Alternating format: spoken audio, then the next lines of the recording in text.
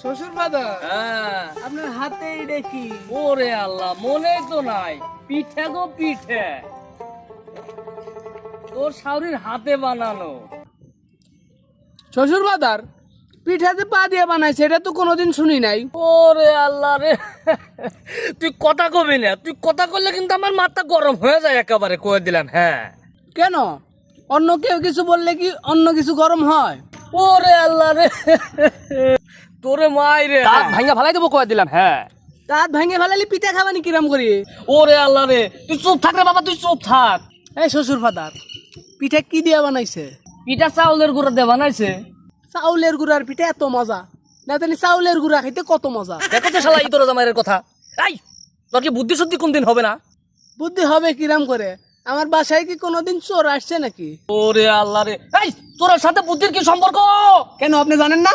চোর পালালে বুদ্ধি বাড়ে, চোর আসবে চুরি করে নিয়ে পলাবে, তারপরে না আমার বুদ্ধি বাড়বে।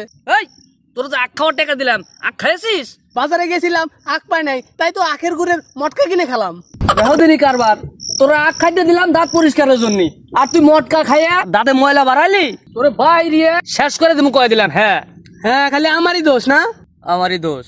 হ্যাঁ শ্বশুর ফাদার, হ্যাঁ আমার বউ কার মতো হয়েছে? আমার মতো হয়েছে। তাই তো বলি, প্রত্যেকদিন আপনার মতো আমার লাঠি দিয়ে পিটাই কিসের জন্য? তোরা লাঠি দিয়া প্রতিদিন পিটাই কেন? প্রতিদিন রাইতে আমি বিছানায় প্রস্রাব করি, তার জন্য। তোরে আজকাল